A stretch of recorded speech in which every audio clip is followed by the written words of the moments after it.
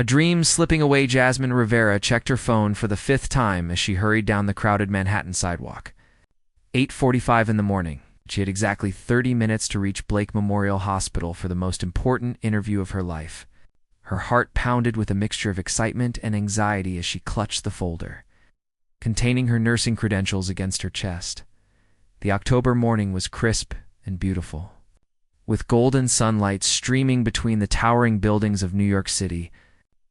Jasmine had spent hours preparing for this moment. She wore her only professional outfit, a navy blue suit she had saved for months to buy, and her dark hair was pulled back in a neat bun.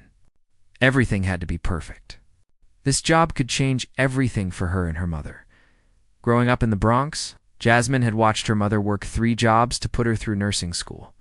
Now her mother was sick, diagnosed with a heart condition that required expensive treatment.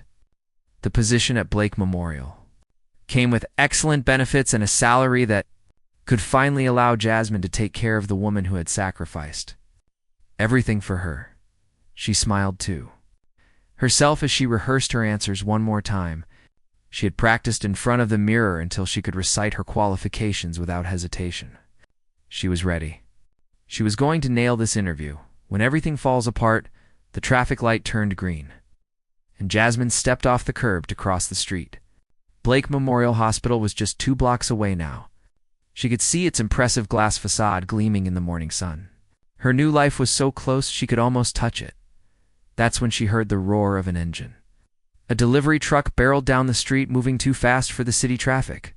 Jasmine was halfway across the crosswalk when the truck's tire hit a massive puddle that had formed near the construction site on the corner. The dirty water had been sitting there for days, a murky mixture of rain, mud, and who knows what else. Time seemed to slow down as Jasmine watched the wave of filthy water rise into the air. She tried to jump back, but there was nowhere to go. The water hit her like a cold, disgusting tsunami, drenching her from head to toe. The shock of it took her breath away. The icy water soaked through her suit, her blouse, everything. Mud dripped from her hair down her face. Her carefully prepared outfit was ruined. Covered in brown sludge that smelled like sewage and decay, pedestrians stopped and stared. Some looked sympathetic, others seemed annoyed that she was blocking the sidewalk. A few teenagers laughed and pointed, pulling out their phones to record her humiliation. The truck driver didn't even slow down, disappearing around the corner without a second glance. Jasmine stood frozen in the middle of the crosswalk, looking down at herself in disbelief. This could not be happening. Not today. Not now. The impossible choice. Her phone buzzed with a reminder notification. Interview at Blake Memorial Hospital, 9:15. 20 minutes away. Jasmine looked up at the hospital building, so close yet suddenly feeling impossibly far. She could go home, clean up, and try to reschedule. But she knew how these things worked. There were probably dozens of other qualified candidates. If she didn't show up, they would simply move on to the next person. This opportunity would be gone forever. Her mother's face flashed in her mind. The tired smile, the gentle encouragement she always offered even when she was exhausted from her own struggles. The medical bills stacking up on their kitchen table. The worry lines that had appeared on her mother's face over the past year. Jasmine took a deep breath. She pulled out a tissue from her purse and tried to wipe the mud from her face. It barely made a difference. Her reflection in a nearby store window showed a disaster. Her suit was soaked and stained, her hair was a mess of wet tangles, and there were streaks of dirt across her cheeks. But her eyes, despite everything, still held that spark of determination that had gotten her through nursing school while working 2 part-time jobs. That same strength that had helped her mother survive year after year of hardship. She squared her shoulders and started walking toward Blake Memorial Hospital, entering a different world. The lobby of Blake Memorial Hospital was even more intimidating than Jasmine had imagined. Everything was pristine white marble and polished chrome. Crystal chandeliers hung from the high ceiling, and the air smelled like expensive flowers and antiseptic. Well-dressed people moved through the space with purpose and confidence. And then there was Jasmine, dripping muddy water onto their perfect floor. The security guard at the entrance did a double take when he saw her. His hand moved instinctively toward his radio, as if she might be some kind of threat. I have an interview, Jasmine said quickly, her voice stronger than she felt. Nursing position. I know I look terrible, but I had an accident on the way here. The guard studied her for a long moment, his expression skeptical. Finally, he nodded toward the elevators. 5th floor, but you better hurry. Jasmine walked through the lobby, acutely aware of every pair of eyes that turned to stare at her. She heard whispers and saw people wrinkle their noses as she passed. A woman in an expensive designer suit actually stepped aside and covered her nose with her hand. She wanted to disappear. She wanted to run. Instead, she kept walking, her wet shoes squeaking with every step. The elevator ride to the 5th floor felt like an eternity. When the doors finally opened, she stepped out into a quiet corridor lined with offices. A sign pointed toward human resources, but Jasmine had made a mistake. In her flustered state, she had turned the wrong way. She found herself in front of a large oak door with a brass nameplate that read, Harrison Blake, Chief Executive Officer. Before she could turn around, the door opened. The man who changed everything, Harrison Blake, was reviewing quarterly reports when his secretary buzzed to say his 9:15 appointment had arrived. He was confused because he didn't have anything scheduled for this morning, but he told her to send whoever it was in. He looked up from his desk and froze. Standing in his doorway was a young woman covered in mud from head to toe. Her professional suit was soaked and filthy, her hair hung in wet strands around her face, and there were streaks of dirt on her cheeks. She looked absolutely mortified, but it was her eyes that captured him. Despite her obvious humiliation, despite the disaster of her appearance, her eyes blazed with fierce determination. There was strength in those eyes and courage, and something else he could not quite name. For a moment, neither of them spoke. I am so sorry, Jasmine finally managed to say, her voice trembling. I think I have the wrong office. I was looking for human resources. I have an interview for a nursing position. Harrison stood up slowly from his desk. He was tall, probably 6'2", with dark hair showing hints of gray at the temples. He wore an expensive charcoal suit that fit him perfectly, and his presence filled the room with an intensity that made Jasmine's breath catch. What happened to you? He asked, but his voice was gentle, not mocking. A truck, Jasmine said, fighting back tears. There was a puddle, and I got splashed. And I know I look horrible, but my mother is sick and I need this job. And this was my only chance, so I came anyway.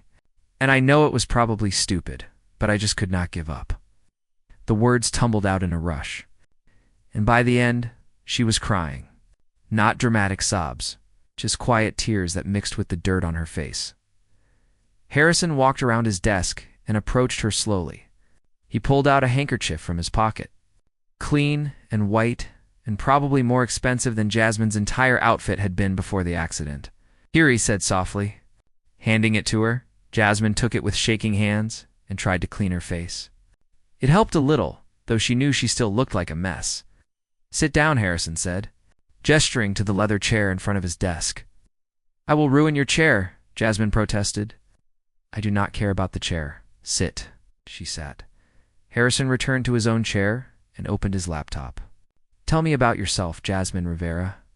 She looked up in surprise. You know my name? I know every candidate who applies to work at my hospital, he said.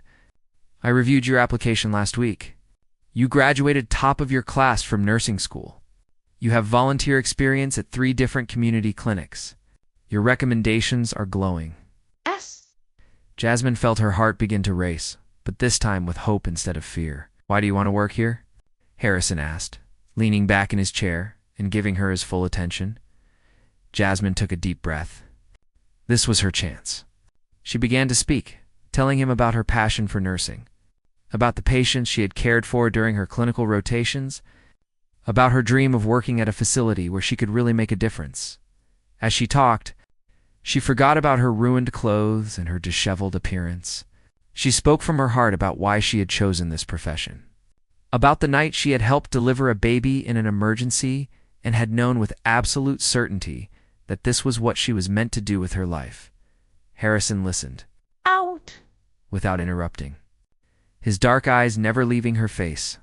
When she finally finished, there was a long moment of silence. You are hired, he said. Jasmine blinked. What? You start Monday. My assistant will handle all the paperwork.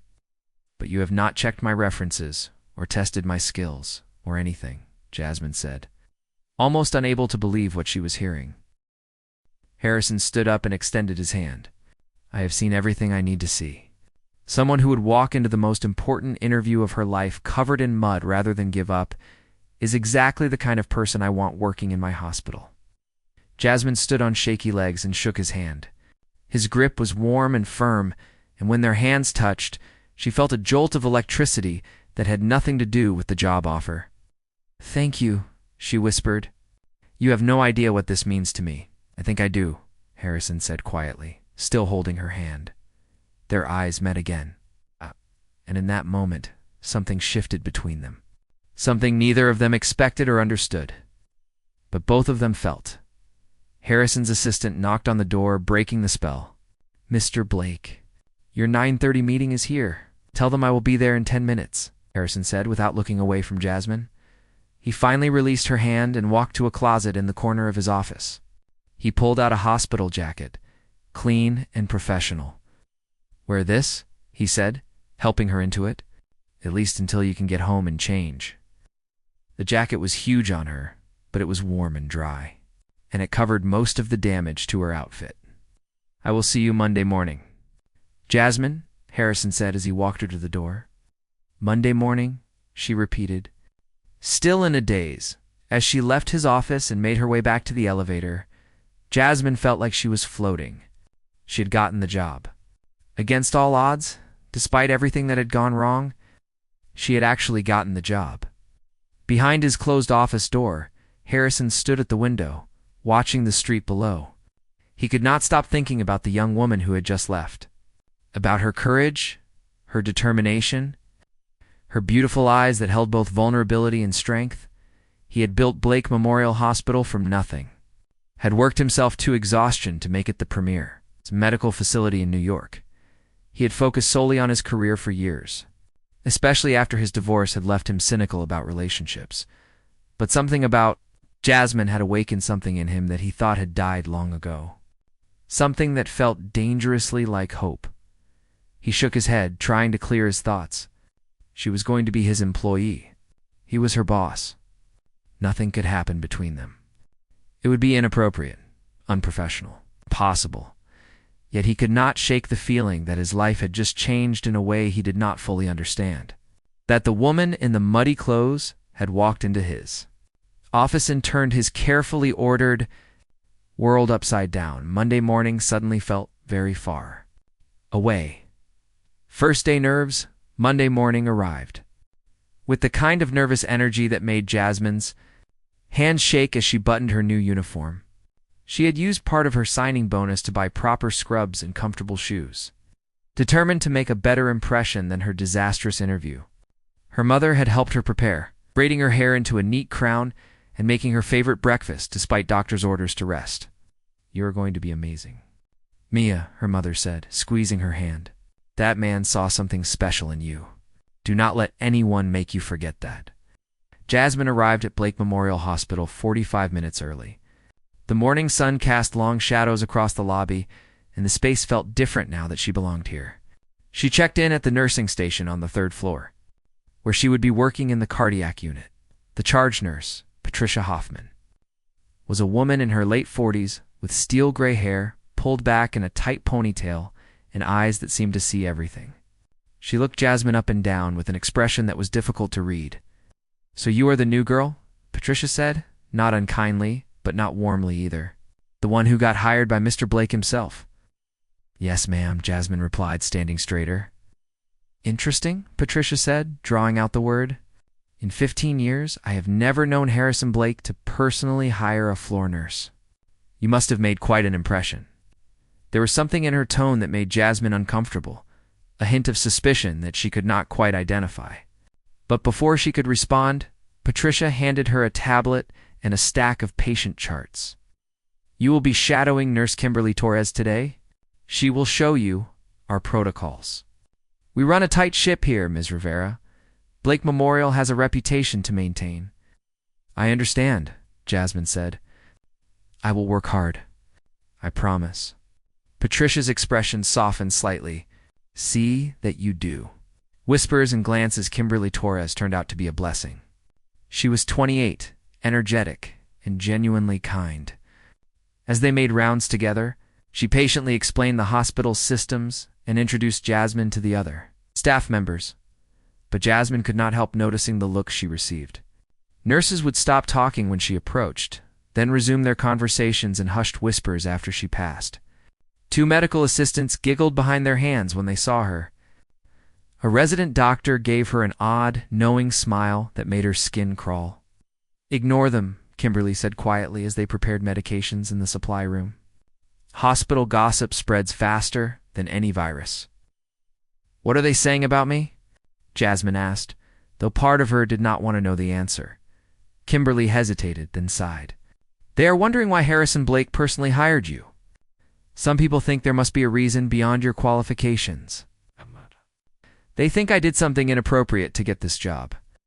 People always assume the worst, Kimberly said, touching her arm sympathetically. Just do your work well. That is the best way to shut them up. But it was harder than it sounded. Throughout the day, Jasmine felt the weight of judgment following her. During lunch in the cafeteria, she sat alone while groups of nurses clustered at other tables, occasionally glancing her way. She heard fragments of conversation that made her cheeks burn. Probably knew him before somehow. Do you see what she looked like in the interview? Maybe he has a thing for that. I heard she is from the Bronx. He probably felt sorry for her. Each comment was a tiny cut. And by the end of her shift, Jasmine felt exhausted not from the work, but from the constant scrutiny. An unexpected encounter Jasmine was finishing her. Documentation at the nursing station when she heard a familiar voice behind her. How was your first day? She turned to find Harrison Blake standing there, still in his business suit, but with his tie loosened and his jacket slung over his arm. He looked tired, but genuinely interested in her answer. Jasmine became acutely aware that every person at the nursing station had stopped what they were doing to watch this interaction. It was good. Mr. Blake, she said formally, trying to ignore the audience. Everyone has been very helpful. Harrison's eyes searched her face, and she had the uncomfortable feeling that he could see right through her polite answer to the truth beneath. I'm glad to hear it, he said. If you need anything, my door is always open. Thank you, sir.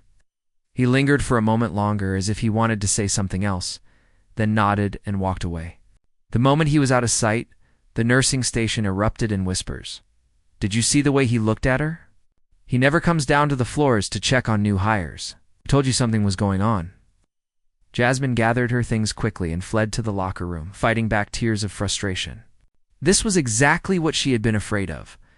She had worked so hard to get here, and now everyone thought she had taken some kind of shortcut in the privacy of the locker room. She let herself cry for just a moment. Then she wiped her eyes, straightened her shoulders, and reminded herself why she was here. Her mother needed her. This job was going to save her mother's life. She could endure gossip and suspicious looks. She had endured worse. The secret watcher. What? Jasmine did not know was that Harrison Blake had been thinking about her constantly since their interview.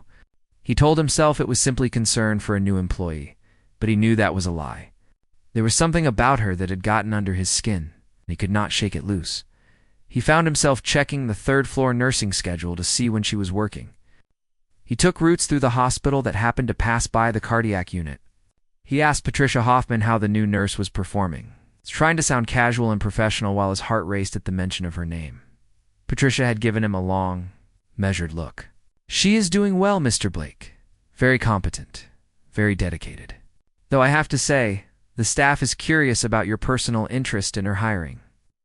I hire many people personally, Harrison said. But even to his own ears, it sounded defensive. Not floor nurses, Patricia replied gently. Be careful, Harrison. Hospital gossip can destroy a person's career before it even begins. He knew she was right. He knew he should keep his distance. Treat Jasmine like any other employee.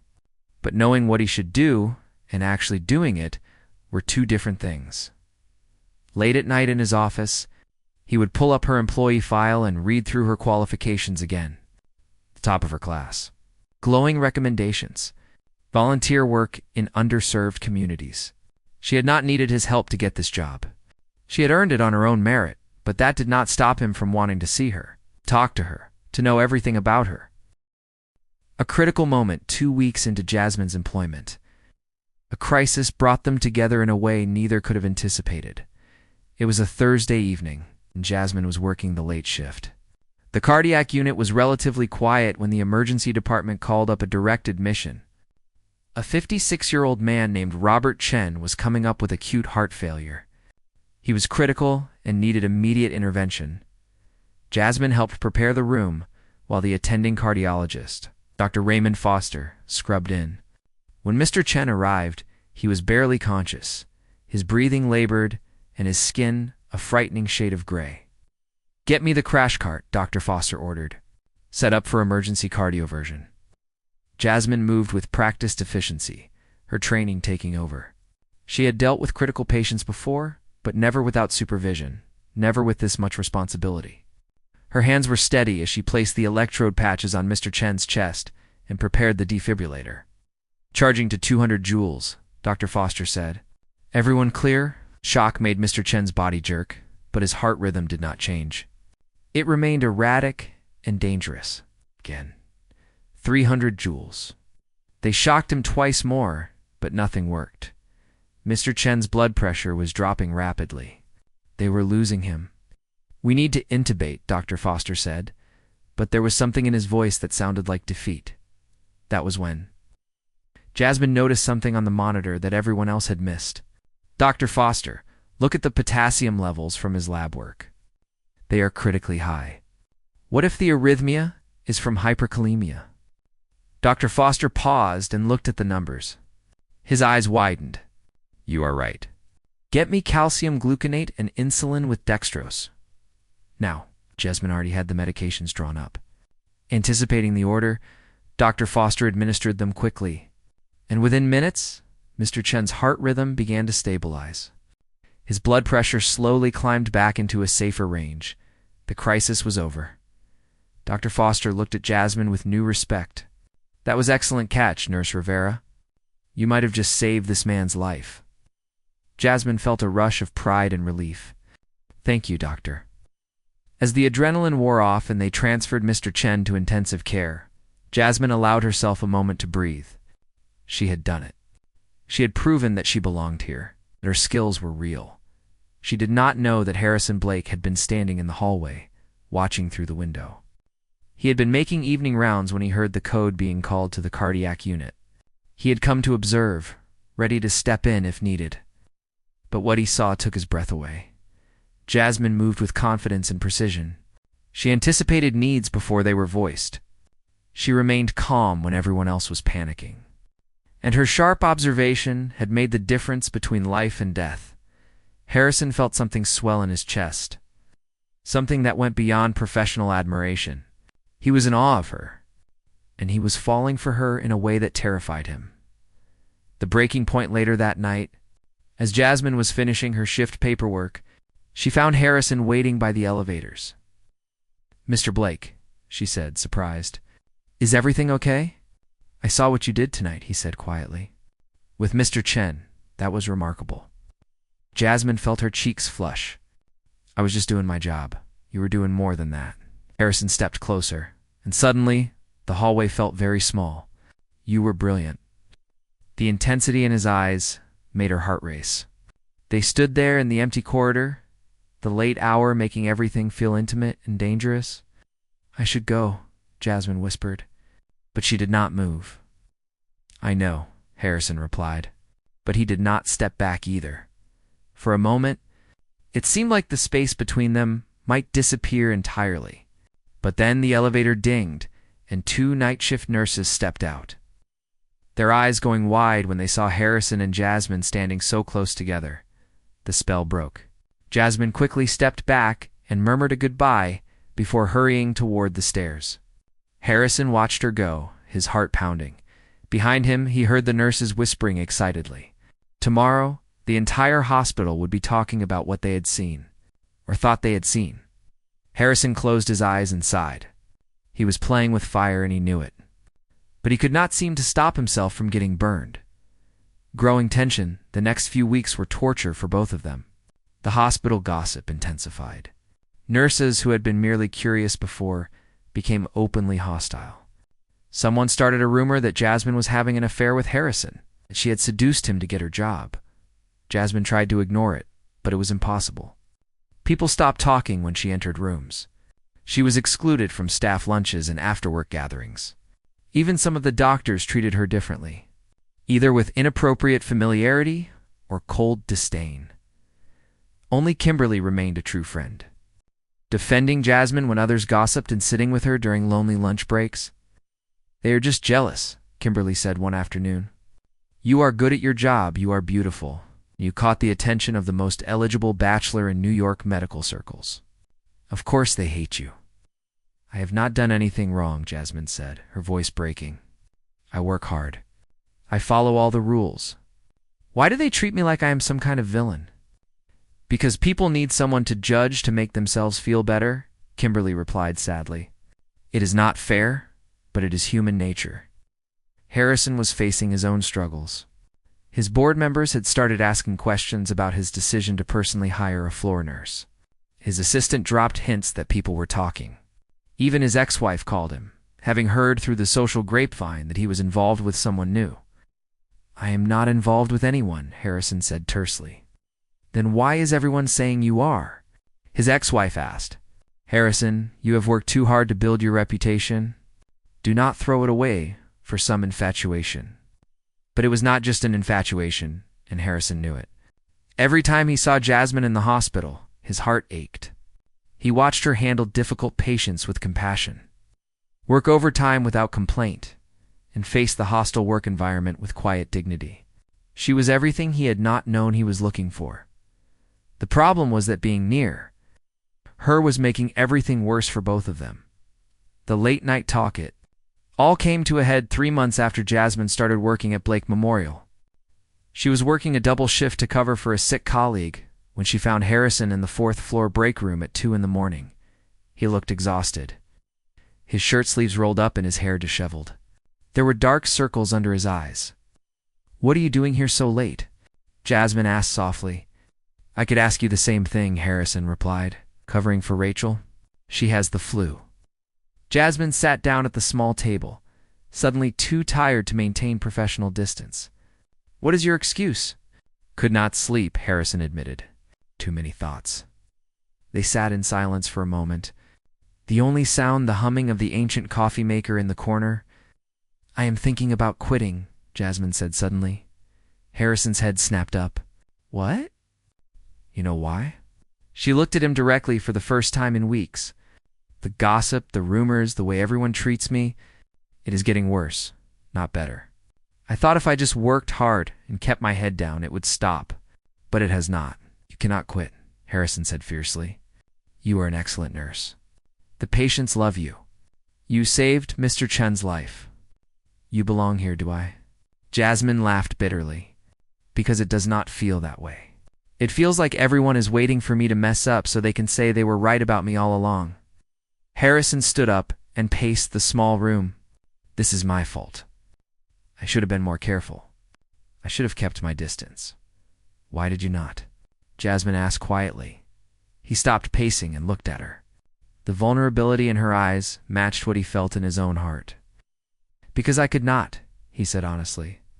"Because from the moment you walked into my office covered in mud, I have not been able to stop thinking about you. Because every time I see you, I forget how to breathe properly. Because you have turned my entire world upside down and I do not know how to fix it." Jasmine stood up slowly.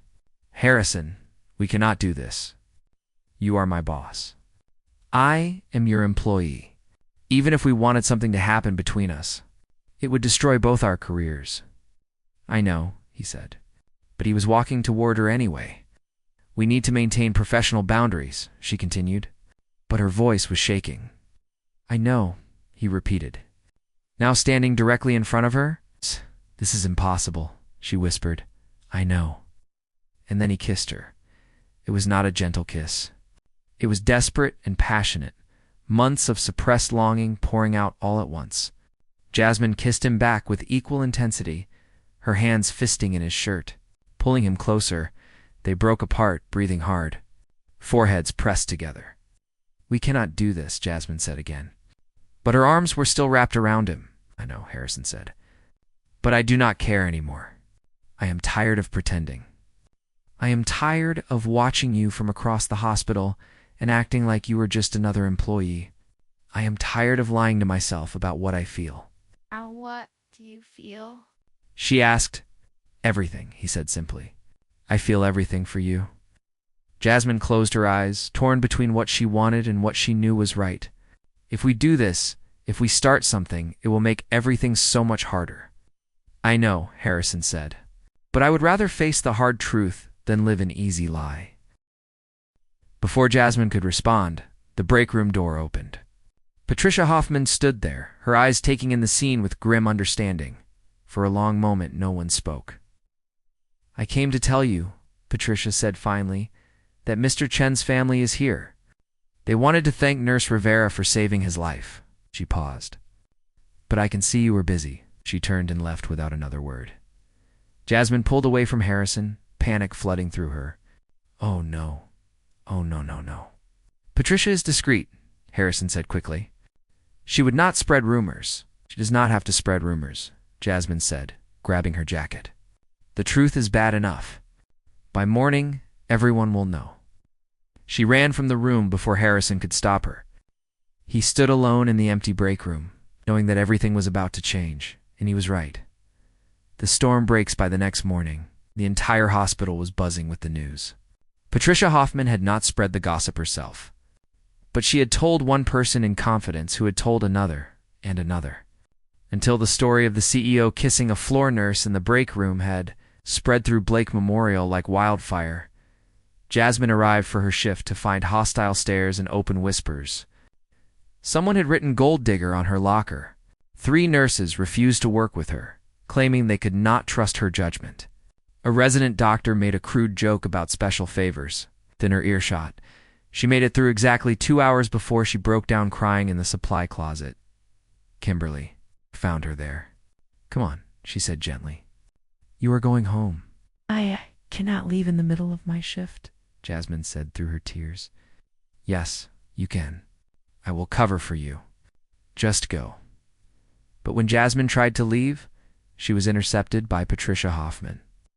"Mr. Blake wants to see you in his office," Patricia said. Her expression was sympathetic but firm. Now, Jasmine's stomach dropped. This was it. She was going to be fired. All of her dreams, all of her mother's hopes, destroyed because she had been foolish enough to fall for her boss. She rode the elevator to the executive floor in a daze. Harrison's assistant waved her through immediately, which somehow made everything worse. Harrison was standing by his window when she entered, his back to the door. Even from behind, she could see the tension in his shoulders. "Close the door," he said, without turning around. Jasmine did as she was told. Her hands shaking, Harrison finally turned to face her. He looked terrible, like he had not slept at all. "I am sorry," he said immediately. "This is all my fault. I should have been more careful. I should have protected you better. It is not your fault," Jasmine said quietly. "I kissed you back. But I am the one with power here. I am the CEO. I should have maintained professional boundaries no matter what I felt." He ran a hand through his hair in frustration. "The board is demanding an investigation. They want to know if I used my position inappropriately, if I coerced you in any way." Jasmine felt sick. "What happens now? I am putting you on paid administrative leave while they investigate," Harrison said, and the words felt like a death sentence. "It is the only way to keep this from getting worse." "You are sending me away," Jasmine said, fighting back tears. "I am trying to protect you," Harrison insisted. "If you stay and work right now, every patient outcome, every decision you make will be questioned. Your medical license could be at risk if someone decides to file a complaint.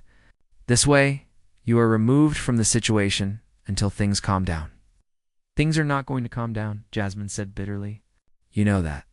Even if your investigation clears me of any wrongdoing, everyone will always believe I got this job because of you. My reputation is destroyed." "Then I will fix it," Harrison said desperately. I will hold a staff meeting. I will explain that our personal relationship developed after you were hired. I will show them your qualifications, your performance reviews, everything that proves you earned this position. It will not matter, Jasmine said, tears finally spilling over. They have already made up their minds about who I am. She turned toward the door, but Harrison caught her arm. Jasmine, please, do not give up on this. Do not give up on us.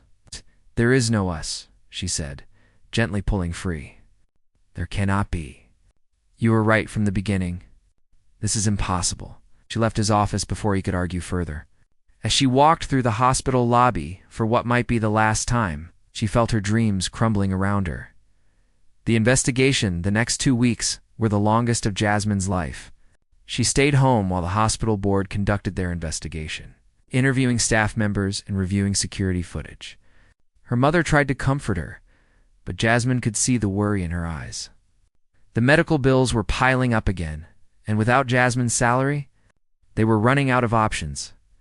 Jasmine spent her days applying to other hospitals, but the moment she listed Blake Memorial on her resume, she received polite rejections.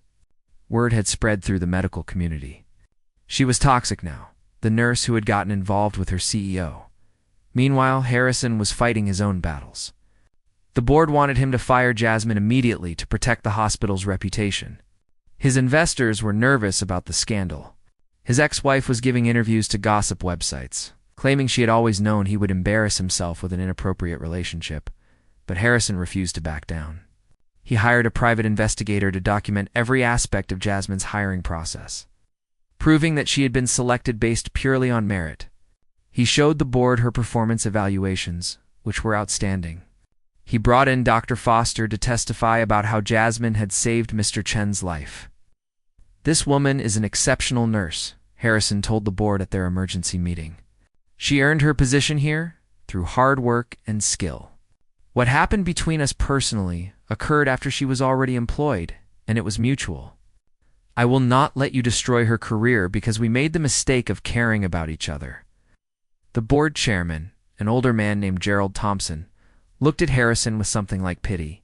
Harrison, we understand that you have feelings for this woman, but you put this hospital in a very difficult position.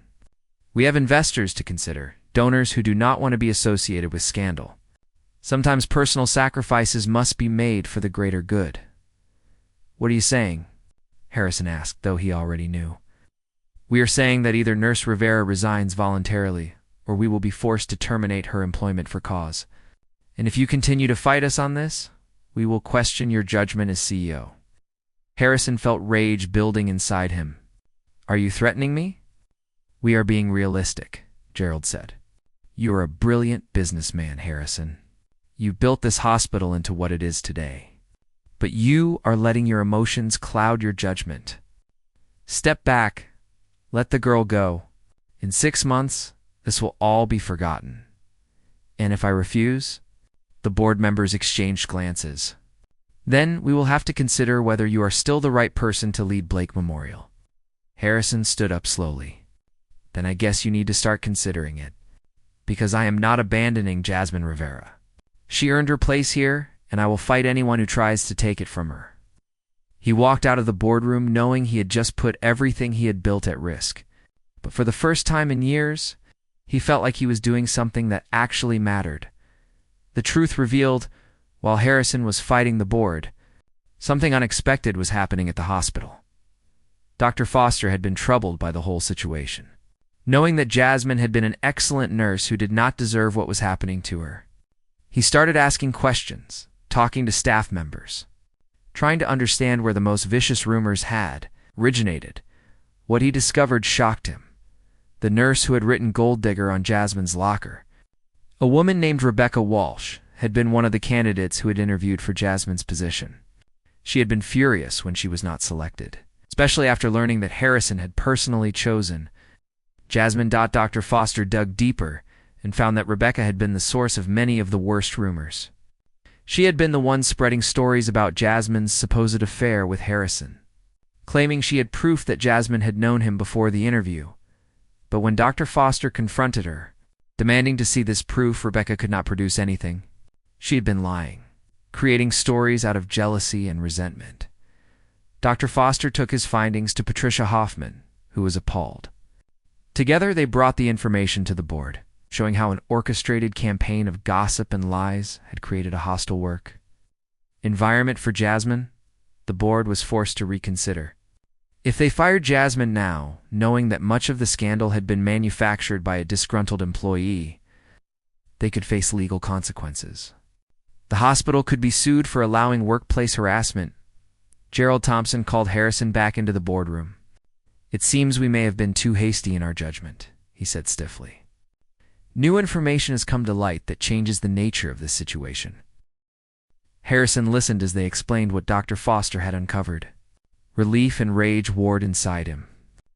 "So you were admitting that Jasmine was the victim of a harassment campaign, and you were about to fire her for it." "We were acting on the information we had at the time," Gerald said defensively. "You were acting on gossip and assumptions," Harrison corrected coldly. "You were willing to destroy an innocent woman's career to protect the hospital from embarrassment. That is not leadership. That is cowardice." "Harrison, please," another board member interjected. "We are trying to make this right." "Then here is what is going to happen," Harrison said, his voice leaving no room for argument. "Jasmine Rivera will be reinstated immediately with a formal apology from this hospital. Rebecca Walsh will be fired and escorted from the building. And we are going to implement new policies about workplace harassment and gossip that will have real consequences." "And what about your relationship with Nurse Rivera?" Gerald asked. "That is still inappropriate." "My relationship with Jasmine is not your business," Harrison said firmly. "But since you care so much about propriety, I will recuse myself from any decisions regarding her employment. Patricia Hoffman will be her direct supervisor, and all performance evaluations will be handled by the nursing director. Will that satisfy your concerns about conflict of interest?" The board members looked at each other and reluctantly nodded. "Good," Harrison said. "Now, if you will excuse me, I have someone to apologize to." The grand gesture, Harrison drove straight to Jasmine's apartment in the Bronx. He had never been there before, had only seen the address in her employee file. The building was old, but well-maintained. Surrounded by a neighborhood full of life and energy, he climbed the stairs to the third floor and knocked on her door. His heart pounding, Jasmine answered, wearing sweatpants and an old t-shirt, her hair pulled back in a messy ponytail. Her eyes were red from crying, and she looked exhausted. But to Harrison, she had never been more beautiful. "What are you doing here?" she asked, too tired to even sound angry. "Can I come in?" Harrison asked. Please. "I have something to tell you." Jasmine hesitated, then stepped aside to let him enter. The apartment was small, but clean and warm. Her mother was resting in the bedroom, and Jasmine kept her voice low as she led Harrison to the tiny living room. "The board wanted to fire you," Harrison said without preamble. "They wanted me to choose between my job and defending you, so I chose you." Jasmine's eyes widened. "Harrison, you did not actually quit, did you?" "No, but only because we discovered the truth about Rebecca Walsh and how she had been orchestrating most of the gossip against you. The board changed their minds about firing you when they realized they could be sued for allowing workplace harassment." "So I still have a job?" Jasmine asked, barely daring to hope. "You have a job, a formal apology, and Rebecca Walsh has been fired." Harrison moved closer to her. "But more importantly, I need you to know something. When that board asked me to choose between my career and you, there was no choice. It was always going to be you." Tears filled Jasmine's eyes. "You barely know me." "I know enough," Harrison said softly. "I know that you walked into the most important interview of your life covered in mud because giving up was not an option. I know that you save lives with skill and compassion. I know that you work double shifts to help your colleagues without complaint. I know that you face hostility with dignity. And I know that I have been falling in love with you since the moment I met you." Let out a sob. "This is so complicated. The hospital, the gossip, the fact that you are my boss. How can we possibly make this work?" "I do not have all the answers," Harrison admitted. "But I know that I am tired of pretending I do not care about you. I am tired of worrying about what people think. I am tired of living my life based on what is proper and appropriate instead of what makes me happy. He took her hands in his. Come back to the hospital. Not because I am asking you to, but because you earned your place there. Let me deal with anyone who has a problem with it. And when you are ready, when enough time has passed, that no one can question your professionalism, I would like to take you to dinner.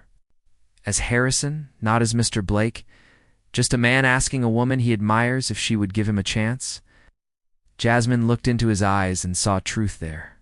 Not a CEO, not a wealthy businessman, just a man who had risked everything because he believed in her. Okay, she whispered. Okay, yes. Harrison smiled, a real genuine smile that transformed his whole face. Then he did something completely unexpected. He dropped to one knee. Jasmine gasped. What are you doing? Not that, Harrison said with a laugh. Not yet, anyway. But I want to make you a promise.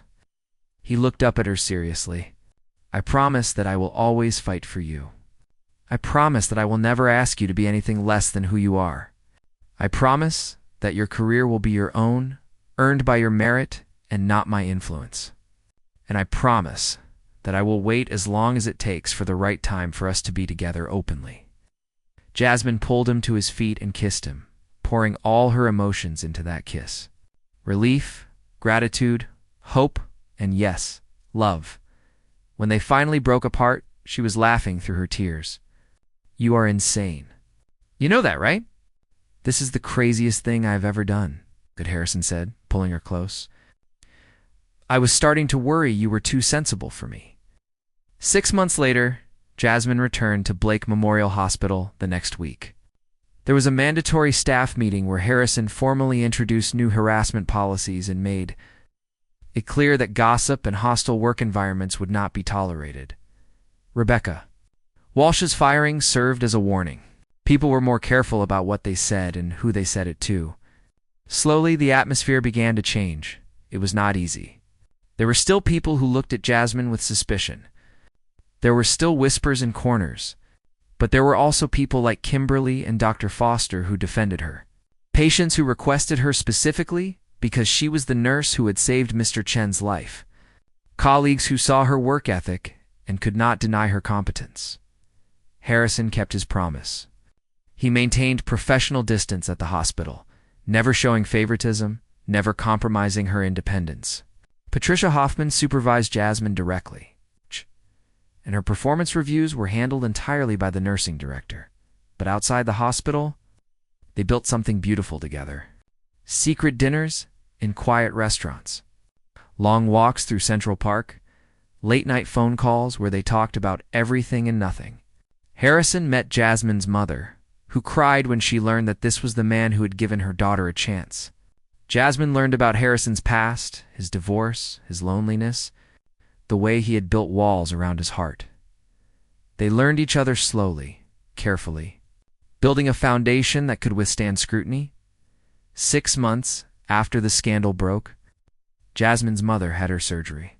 It was successful, and her prognosis was excellent. On the day she was discharged, Jasmine stood in the hospital lobby with tears of joy streaming down her face. Harrison found her there, maintaining professional distance, but unable to hide the emotion in his eyes. Congratulations, he said softly. I am so happy for you both. Thank you, Jasmine said. For everything. For believing in me when no one else did.